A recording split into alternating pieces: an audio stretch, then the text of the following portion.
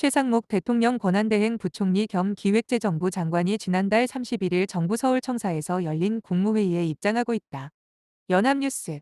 최상목 대통령 권한대행 겸 부총리가 수사기관에서 비상계엄 선포 전 서명해야 한다는 이야기를 듣고도 일부러 서명하지 않았다는 취지로 진술한 것으로 1일 파악됐다. 최 대행은 지난달 중순 검찰과 경찰에 출석해 지난 3일 밤 10시 17분께 열린 123 비상계엄 선포 때 국무회의의 상황을 설명했다. 최 대행은 국무회의에서 대통령에게 계엄이 불가한 이유를 일목요연하게 설명하지는 못하고 이러면 안 됩니다. 정도로 거듭 반대했다며 그 때문에 서명해야 한다는 이야기를 듣고도 서명하지 않았다고 진술했다고 한다.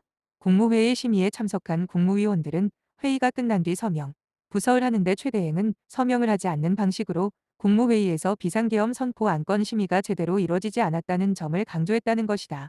최 대행이 서명을 거부하면서 다른 국무위원들도 서명하지 않은 것으로 전해졌다.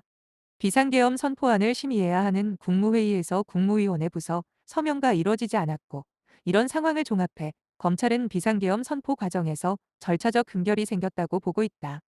계엄법에서는 대통령이 계엄을 선포하거나 변경하고자 할 때는 국무회의의 심의를 거쳐야 한다고 규정한다. 최 대행은 당시 윤석열 대통령에게서 비상계엄 관련 입법기구 예비비 등 재정자금을 확보하라는 문건도 받았다. 검찰은 이 내용 등을 근거로 김용현 전 국방부 장관 공소장에 국회를 무력화시킨 후 별도의 비상 입법기구를 창설하려는 의도가 확인된다고 적시하며 국헌 문란의 목적이 인정된다고 결론 내렸다. 최 대행은 지난 3일 밤 국무회의가 끝난 뒤 거시경제, 금융현안 간담회, 경제부총리, 한국은행 총재, 금융위원장, 금융감독원장이 참여하는 이른바 F4 회의, 장소로 이동해 사직 의사를 밝혔다. 이후 정부 서울청사로 이동해 1급 이상 기획재정부 간부회의를 열고 사의를 나타냈다는 점을 알렸다. 최 대행은 지난 4일 새벽 4시 30분에 비상계엄 해제안을 의결한 국무회의에는 참석하지 않았다.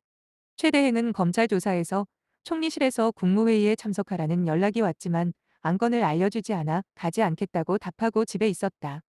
이후 비상계엄 해제 관련 국무회의인 사실을 알고 참석하려 했지만 물리적으로 시간이 안 되어 못 갔다고 진술한 것으로 파악됐다.